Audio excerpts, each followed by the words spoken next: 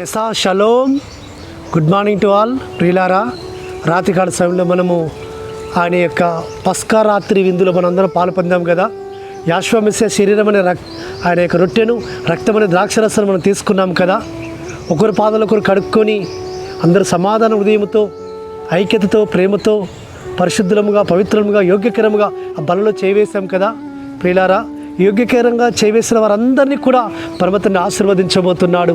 తన యొక్క సమృద్ధిని దీవెనతో నింపబోతున్నాడు.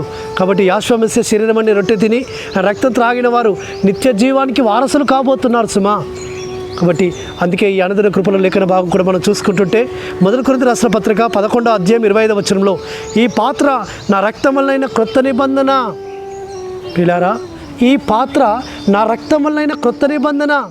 ఈ మాట మన రక్షకుడిని యెహోషువ మెస్సియా మత్తయి సువార్త, మార్కు, లూకా, యోహానులో కనబడుతూ వస్తుంటుంది. ఆయన శిష్యులకు రొట్టె ద్రాక్షరసాన్ని ఇస్తూ ఆ పాత్రను ఎత్తుకొని కృతజ్ఞత చెల్లించి, ఈ పాత్ర నా రక్తం వలన క్రొత్త నిబంధన అని శిష్యులకు ఆయన ఆ రొట్టె ద్రాక్షరసాన్ని ఇస్తూ వచ్చాడు. ప్రియులారా, ఆ పాత్రలో ఏముంది? ద్రాక్షరసం ఉంది. అది దేనికి సాదృశ్యము? యాషువ మెస్సియా రక్తానికి సాదృశ్యము.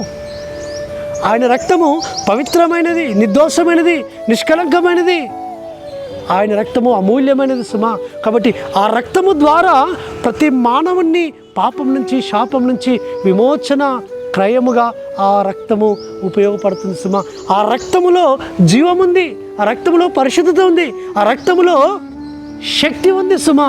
కాబట్టి ఆ యాషువ మెస్సియా రక్తములో ఏం చేయబడుతున్నాం? మనము కడగబడడం ద్వారా పరిశుద్ధపరచబడుతున్నాం. యాషువ మెస్సియా రక్తమును కడగబడడం ద్వారా నిత్య జీవానికి వారసులుగా చేయబడుతున్నాం. యాషువ మెస్సియా రక్తమును మనము ఈ పస్కా పండుగ రోజున తీసుకోవడం ద్వారా మనము నూతన నిబంధన జనాంగముగా మనము చేయబడుతూ ఆయన వధువుగా సిద్ధపడుతున్నాం సుమా.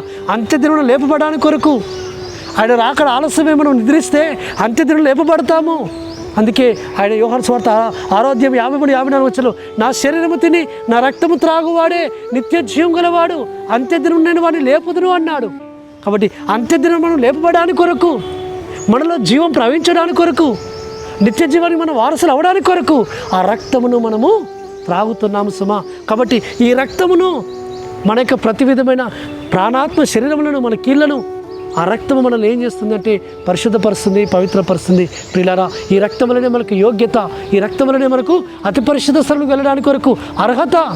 కాబట్టి ఆ రక్తము మనల్ని పరిశుద్ధపరిచి ఆయన స్వారూపతలోనికి మారుస్తుంది. ఆ రక్త ప్రోక్షణ కిందికి మనము వద్దాం. అటు విధంగా పరిశుద్ధాత్మతని మనం నడిపించుడు గాక. ప్రార్థన చేసుకుందాం. పరలోకమందున్న తండ్రి, సర్వోన్నత జీవాధిపతి, మీరు మాకు అనుగ్రహించిన ఈ పస్కా పునరుద్ధరణ పండుగ దినాలు మనకి స్తోత్రం తండ్రి. ఈ మొదటి దినమున, ఈ మహావిశ్రాంతి దినమున నీ సన్నిధిలో చేరి అయ్యా రాత్రికాల సమయంలో తండ్రి యాశ్వరాత్రి విందులో అయ్యా మేమందరం కూడా పాల్పొంది ధన్యతనిచ్చినారు నాయన. మీ శరీరము తిని మీ రక్తం త్రాగి ధన్యతనిచ్చినారు. మీ రక్తమునకు సాదృశ్యమైన ఆ ద్రాక్షరసము త్రాగడం ద్వారా అయ్యా మీ రక్తాన్ని మేము అయ్యా మీ రక్తంలో పాలు పొందుతున్నాము నాయన.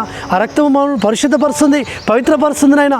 నూతన నిబంధనకు సాదృశ్యంగా ఉన్న ఆ రక్తము అయ్యా మేము నూతన నిబంధన జనాంగముగా మీకు వధువుగా సిద్ధపడడానికి కొరకు మాకు యోగ్యకరంగా మనం సిద్ధపరుస్తుంది నాయన. అటు రక్తం మీద మాకు అనుగ్రహించడానికి స్తోత్రం చెల్లించుకుంటూ, మానుషకుడు, విమోచకుడు, నజరేయుడైన యెహోషువ మెస్సియా అతి పరిశుద్ధమైన నామమున స్తుతించి ప్రార్థించి వేడుకుంటున్నాము తండ్రి.